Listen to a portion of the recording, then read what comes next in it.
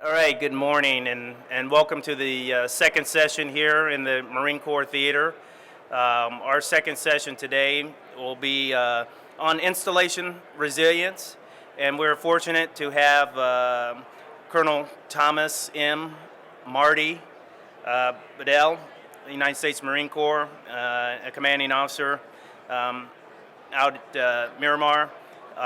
Quite a bit of experience. I'm not going to go into all of his bio. Some of that may come up in the discussion, but really want to give him the opportunity to engage and talk with you about installation resilience. So, if you join me in welcoming Colonel Bedell.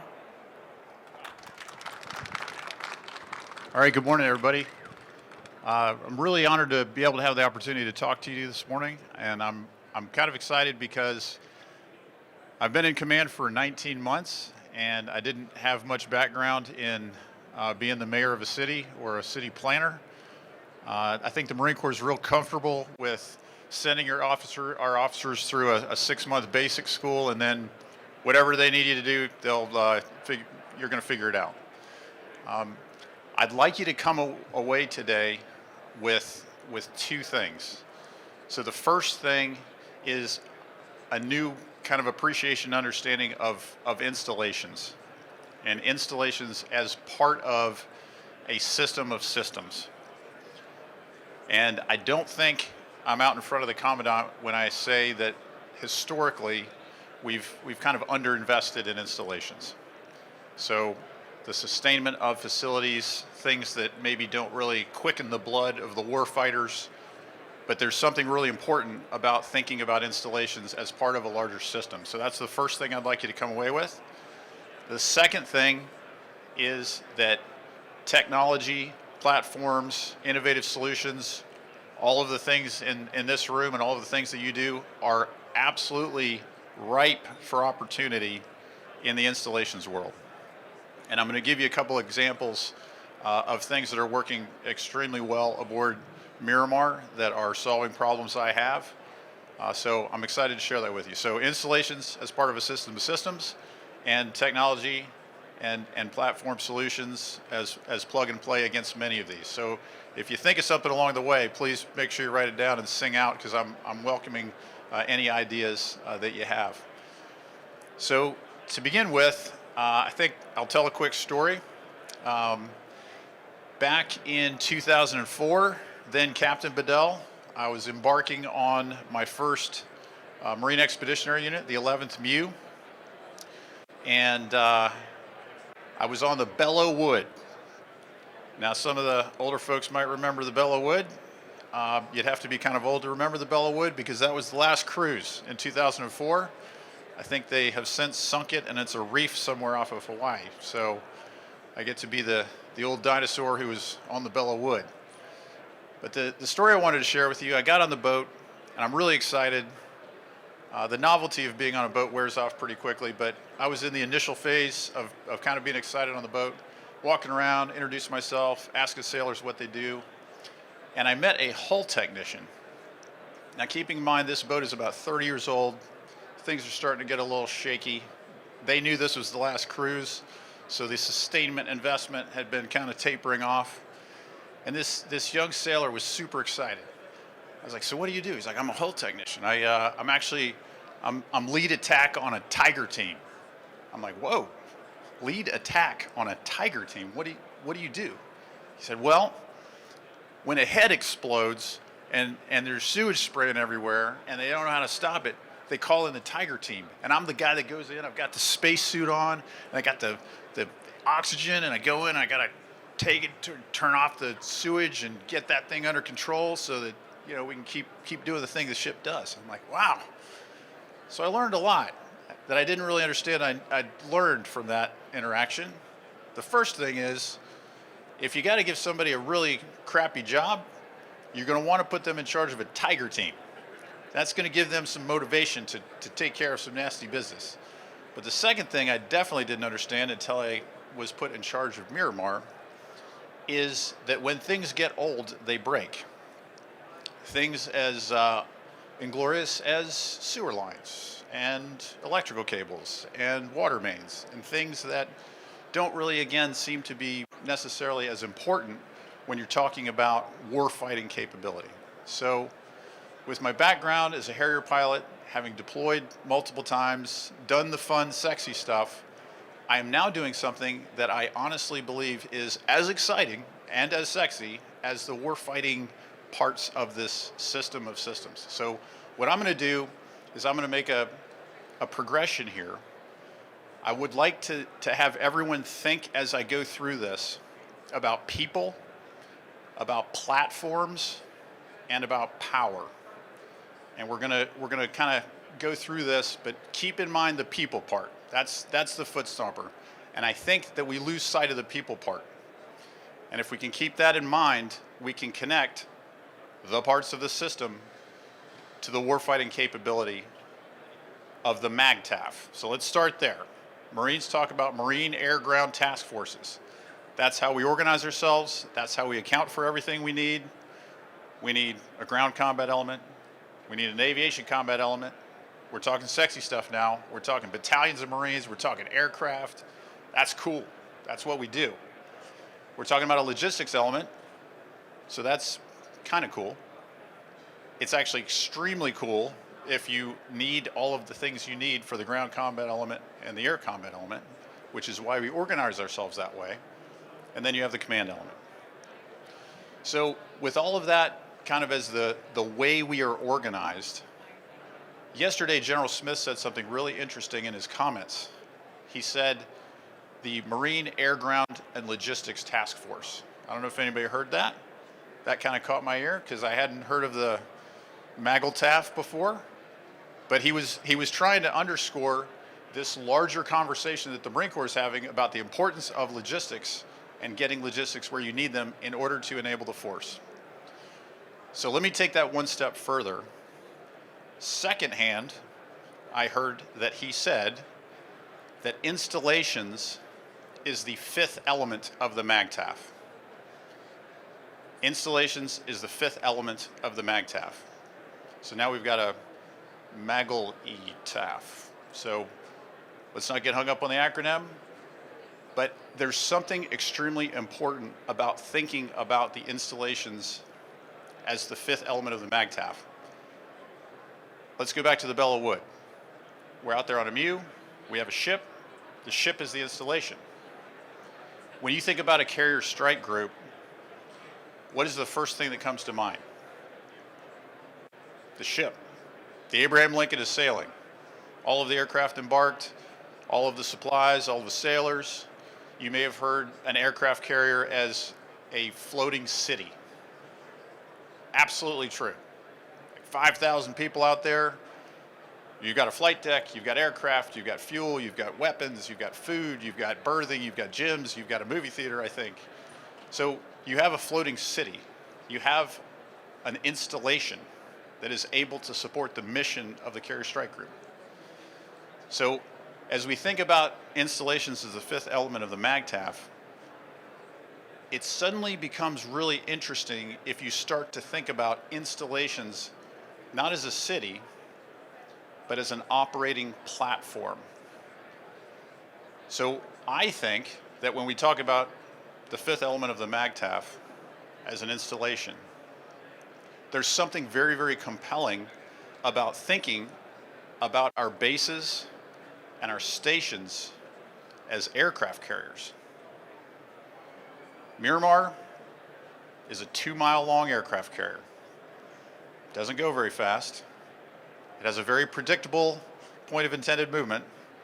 You know right where it's going to be, but it's an aircraft carrier that supports all of the aircraft and all of the people with all of the things that an aircraft carrier requires. That feels like a really interesting and important way to look at a station. It's a stationary aircraft carrier. And now we can start thinking and talking about all of the requirements that the operating platform needs to be able to fulfill its portion of the mission for the warfighting capability of the embarked Marines and sailors and their platforms, their equipment, their aircraft. So if we were to start looking at stations as stationary aircraft carriers, and we were to start to account for all of the capability that that station requires, suddenly we're having a very different conversation, I think. I think we're now talking about installation's resilience, which is a little vague. It's a little buzzword bingo-y. We need resilience. Well, aircraft carriers need resilience. They need to not sink. They need to have propulsion. They need to have fuel and food and water in order to operate the aircraft.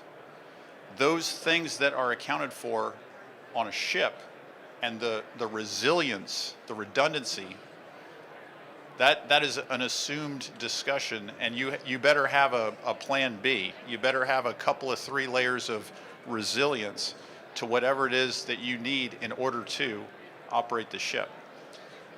We're having a similar conversation now about stations. So when we think about installations resilience, I think the first thing that comes to mind often is energy resilience. How do we keep power to all of the critical systems on this operating platform? Well, I've got 2 feed lines from SDG&E, so that's better than 1. If I lose power from the public utility, what is my option? At Miramar, we have a microgrid, about a 12-year evolution to get onboard generating capability so that we now have full black start. We lose power, we can fire up our generators, we can pull methane generated electricity off of the landfill, solar, backup generators. So we now have, similar to a ship, the ability to have a outmove if we lose power. So that's great. What else could prevent the operating platform from performing its mission? I go back to my lead attack on the Tiger team. If the sewer lines break, if my water mains without the ability to store water on the base, what is my plan for water? What is my plan for food? How do I respond to the various threats that the installation faces, in the same way that a ship would be considering the various threats to it? So to give you a couple examples of the installation's resilience, I've talked about power. We recently installed a second water line, so we now have redundancy in terms of the water that we're receiving. A technological application to a problem I had involves counter intrusion, the security of the ship, the security of the operating platform. I've got about 17,000 total acres. About 14,000 are in East Miramar, on the east side of the I-15. Very large area, very hard to patrol. Andril Systems installed a counter intrusion detection system that has been absolutely spectacular. 3 towers, TV, IR, AI generated scanning, and we've actually engaged is the wrong word, we have intercepted 54 trespassers that we never would have known were there. And I'm concerned about the trespasser safety. We've got a rifle range out there, we've got some ammo storage, no malactors, just hikers, bikers out there. We were able to detect them and have our provost marshal go out and get them out of harm's way and off of government property. So that was a plug-and-play technological solution. Similar capability with counter UAS, the ability to detect drones. Certainly an emerging threat technology that I'm interested in understanding. How do we detect and also defeat drones within our airspace? So if we're now talking about an operating platform and we're thinking about facilities, okay, the total system of capability you need in order to provide the warfighting capability. Yesterday we heard from Cyber Command, Cyber Warriors, that facilities are actually a fundamental requirement to being able to operate in a cyber domain. It's one of those kind of flashes of the obvious when you think about it, But we need a chair, a desk, a computer. We need a secure facility. We need internet connectivity on a bunch of different levels.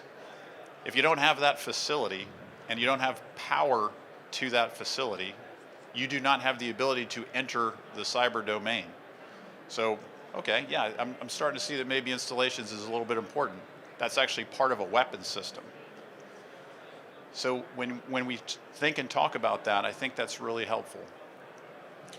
So we've talked about the installation as the fifth element of the MAGTF. We've talked about installations as an operating platform. We've talked about the need to have all of the capabilities, some of which don't appear to be very sexy. So an F-35 requires a runway, it requires hangars, it requires the ability to fuel and arm. Let's come full circle. Let's talk about people. Let's talk about the people power part of this. I heard yesterday General Bierman talk about the asymmetric advantage the Marine Corps has because of Marines. And I wholeheartedly believe that. The people power part of this, are we optimizing, are we accounting for the Marines who fly the aircraft, who work on the aircraft, who protect the airfield, who run the tower? All of those systems and all of that capability requires the people. So in the same way that a ship requires a flight deck, a station requires a runway. In the same way that there needs to be a hangar bay, there needs to be hangars. In the same way that it needs to be berthing so that your Marines and sailors are well rested and able to apply their asymmetric brains against problem sets, suddenly the station barracks becomes something that we should be thinking about as part of a weapons system. And I would submit that the technology, the platforms, all of the stuff in this room, which is all incredibly hard and innovative and cutting edge, very, very hard, is the easiest part. The people part, I think, is the much harder part, because just like installations, just like facilities, we often kind of assume away some of the basic support requirements. So at Miramar, I am going after the barracks. I am attempting to connect the ability of a Marine or sailor to have a safe, secure environment to recover from a 14-day working very, very hard, to be able to go back the next day and work very, very hard again, and not have that experience be something like I heard the other day at a barracks town hall. Marine arrives, cuts on station, can't get into the room because the key doesn't work. When they do get into the room, the head explodes. When they do go down to the laundry facility, their clothes catch on fire because the dryer doesn't work. That is not optimizing the asymmetric advantage of the Marine. I think there's a whole bunch of second and third order effects with that. I think there's a trust value proposition between the organization and the Marine and sailor. We are asking to work incredibly hard, go through training, get ready for deployment. That part of the system needs to be right. Or you start to have maybe some mental well-being challenges. Maybe you aren't feeling valued. Maybe this isn't the room that you thought you were going to get, and it doesn't need to be nice. It just needs to be about a 2.5-star crappy Airbnb, and they're going to be happy as clams. But you can't have exploding heads and expect that Marine or sailor to feel excited about going to work and working as hard as we need them to work. So I think that the aircraft carrier as a model, I think installations as an operating platform as a model, I think installations as part of the MAGTF in the same way that a ship is part of a carrier strike group is a helpful and compelling way to look at installations, and then to begin to think about how are we resourcing our installations. Why is the investment we need to make in our barracks so critically important to the overall system of systems that results in a MAGTF being prepared to deploy and deploying? So that's the gist of what I've kind of come to think about over the last 19 months. I am really interested in any ideas you have or feedback you have, any good ideas for technology. I'm happy to talk about anything you'd like or answer any questions you have.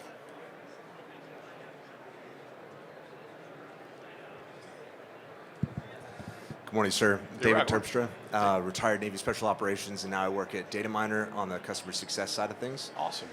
And when you mentioned looking for some technological suggestions, I've just got a really brief one for you. I had the chance to attend the Association of the Marine Corps Logistics Symposium a couple of months ago and hear from Major General Maxwell. One of the things he expressed was the desire to implement artificial intelligence and some of these technological tools to help protect the base, help understand the footprint in the area. Currently, Data Miner is servicing an enterprise-wide contract for the DoD for a tool that does exactly that. And every .mil user can get an account. We've got 177,000 Marines, roughly 10,000 of them that are currently taking advantage. And every time I sit down with the senior leader, light bulb goes on, say I want this. So I guess part of what I'm bringing up is that capability. But the question that I have as well is, once we've crossed that line to where these technological capabilities are purchased, how can the Marine Corps specifically clear some of the white noise out so that it can actually be rolled out to the people that need it? We spend a lot of time competing with folks that, like I understand, are incredibly task saturated. How do we end up, once the solution is there, making sure people actually get it? Thanks for the question. I think it is extremely easy to get Marines to use a tool that solves a problem they have. And General Maxwell is absolutely fired up about all things related to knowing what we look like, is a phrase that he's used. How do we get the information we need to understand where we need to focus our effort? And the Marines today are absolutely ready, technologically savvy, and if it's helping them, if it's solving a problem they have, then they will absolutely use it. I think the focus of effort should actually be the commanders, the staff NCOs, and the OICs. If you can give them access to the information that they currently have to have 3 people doing Excel spreadsheets and we need to get to source information, and we need to get displays of that information that are useful to commanders. Fantastic. Thank you, sir. You This bet. platform does a lot of that. If you have a very brief minute after this, I would love to just be able to share some of that with you if it's useful to you, sir. It sounds like it would be. I'd love to talk to you. Excellent. Thank you.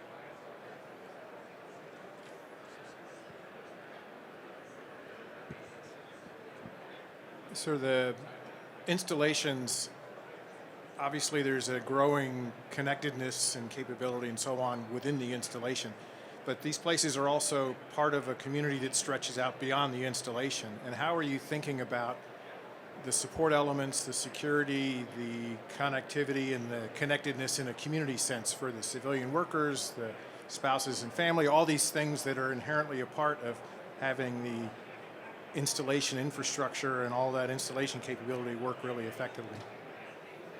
Thank you for the question. What has been eye-opening to me coming to the installations world is the amount of, we call them civilian Marines, who are part of the installation community, installation workforce. So I have 358 civilians and about 700 Marines who run the air station. And we absolutely could not do it without the civilian Marines. We also think about our connection to the community and how can we learn, how can we share, how can we ask for assistance with, just like I'm doing now, the problems that we're wrestling with, the opportunities that we have. We have the Southern California Tech Bridge connected with Naval X. We have tie-ins with UCSD. We have a lot of really interesting innovation cells that are kind of nascent in many ways, but we're thinking about how can we bring in students to work on projects. We've got connections with the Naval Postgraduate School. There are over 80 DoD innovation cells within the larger DoD architecture. So the ability to connect folks who are wrestling with similar problems, but your question was the local community. I'd say about 50% of my time and job is spent interacting with and connecting with the local community and trying to make sure they understand what we do and how we help and how they can help. So there's definitely a we aspect to that. Thank you. Yes, sir. I'll give a real quick plug for the microgrid and something that was very satisfying for Miramar. We were asked by SDG&E to turn on our microgrid back in August. For 10 days straight during peak periods, we ran the microgrid for about 5 hours and reduced the load on the overall grid by supporting ourselves to the tune of about 8 megawatts.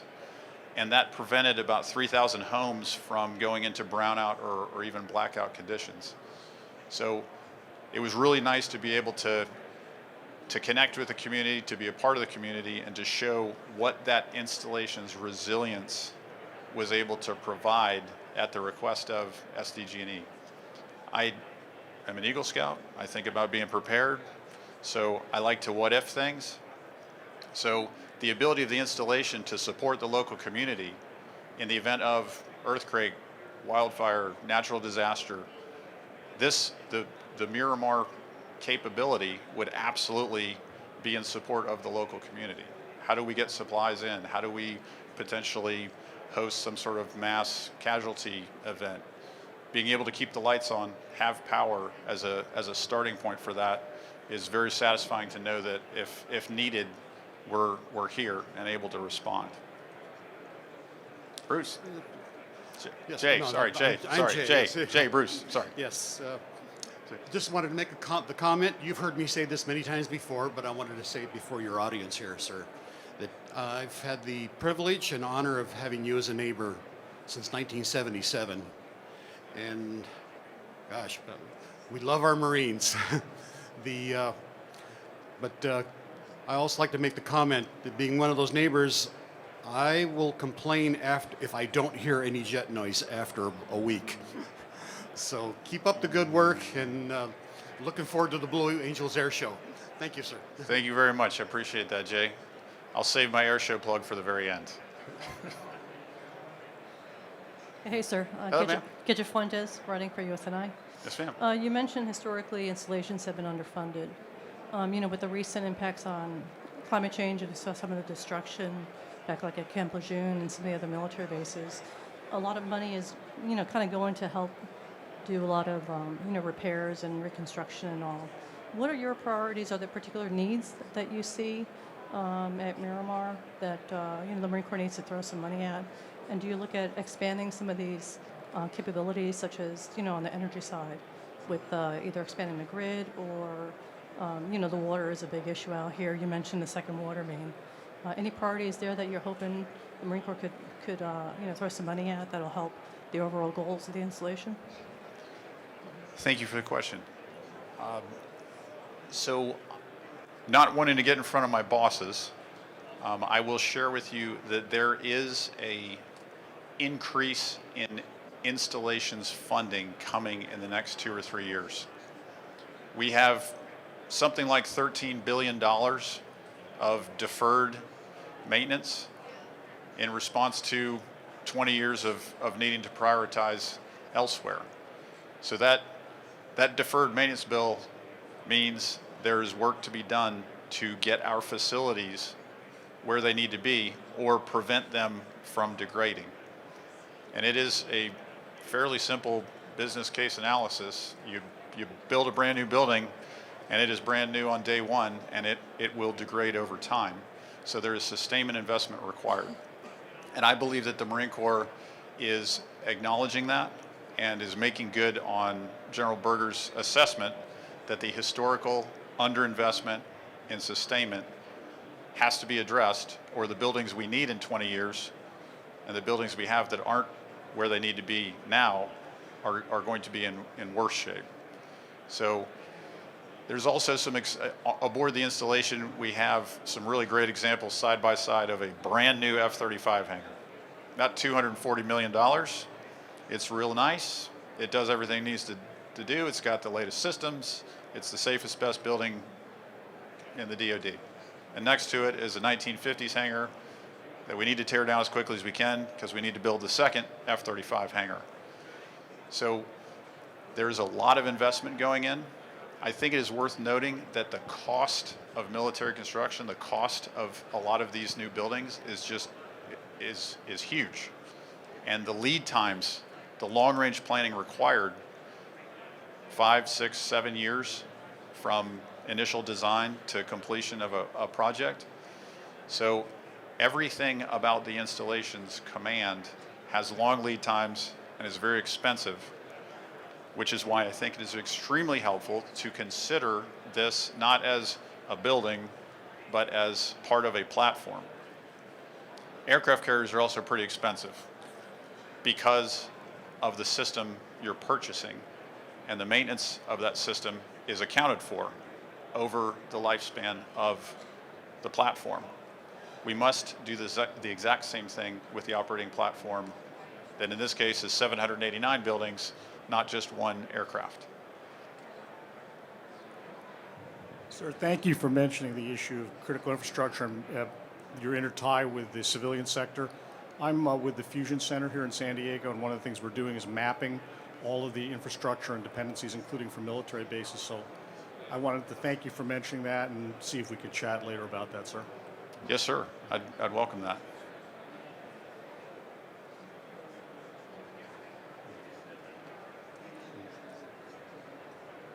Hi, sir. John Clem, Johnson Controls.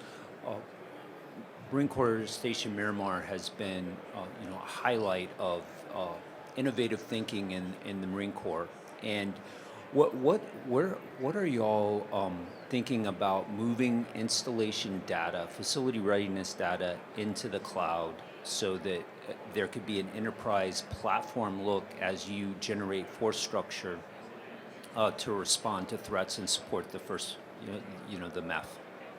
What a great question. I'm glad you said hello. I wanted to talk to you after your comments yesterday and tying in with yours. We want to move our data as quickly as possible and have as broad a data lake as possible so that we can do the analysis we need to do. Huge fan of Johnson Controls. We've got them on our systems. Schneider Electric uses Johnson Controls on the Cummins diesel generators.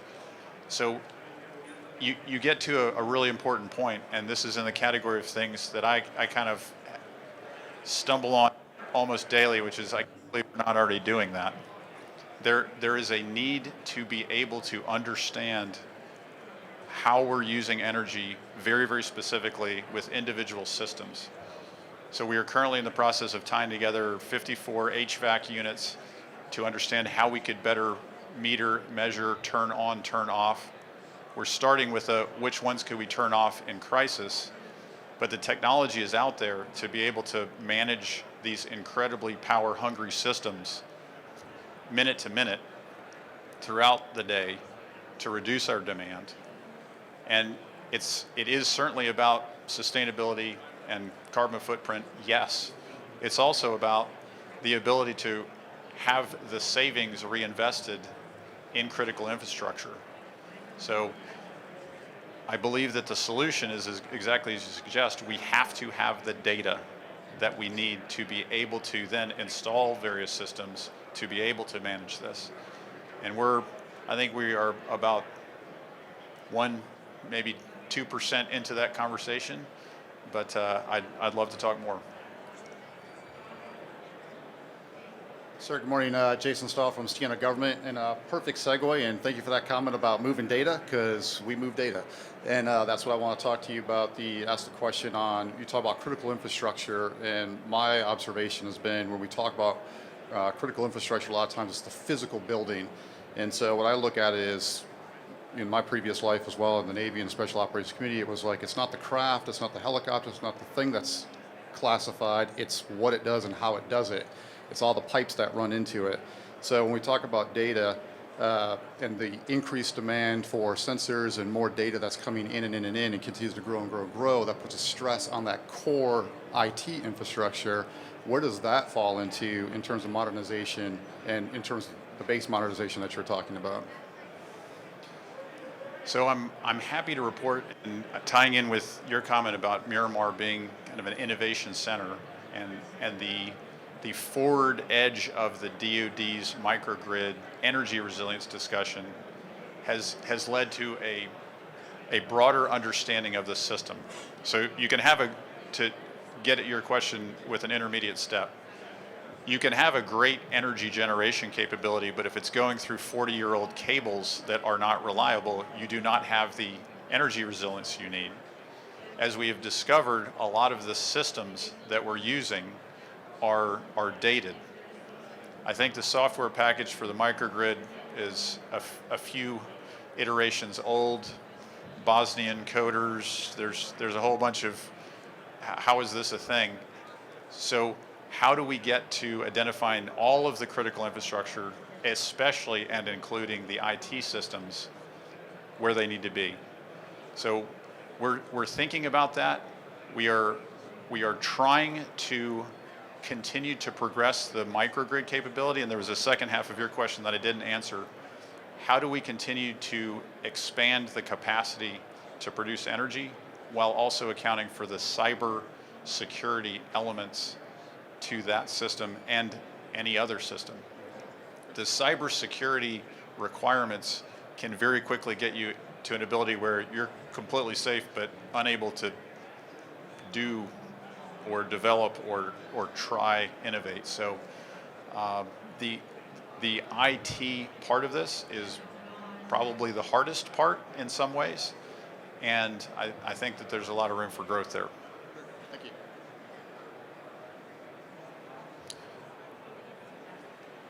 Any other questions or good ideas?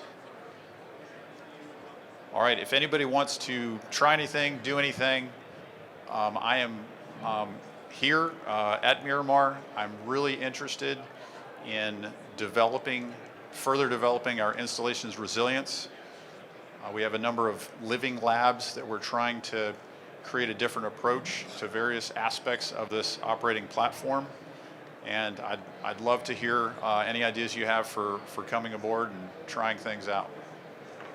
Last thing, Air Show, September 22nd through the 24th. I would love to see you all there. We had a very successful Innovation and Technology Expo this year, tying it in with all of the amazing capabilities that you get to see flying around. That's kind of the point. All of this allows the aviation combat element to do what it does. So thank you very much for your time and your attention, and I'd love to talk with you afterwards if anybody has any further questions. All right. Marty, thanks for making time out of your very busy day. I know, managing and leading an installation does keep you very busy, but you brought up some very, very important points today, and remember those 3 Ps: the platform, the power, the people. I don't know if I got it in the right order, but I think those are the 3 that you that you said. And thanks for being open. I'm sure that there are several folks that are going to want to engage you about how they can help and how we can continue to do things smarter for our DoD. So again, thank you for making time and being present here, and thank everyone for your continued support of West 2023. Final round of applause for Marty.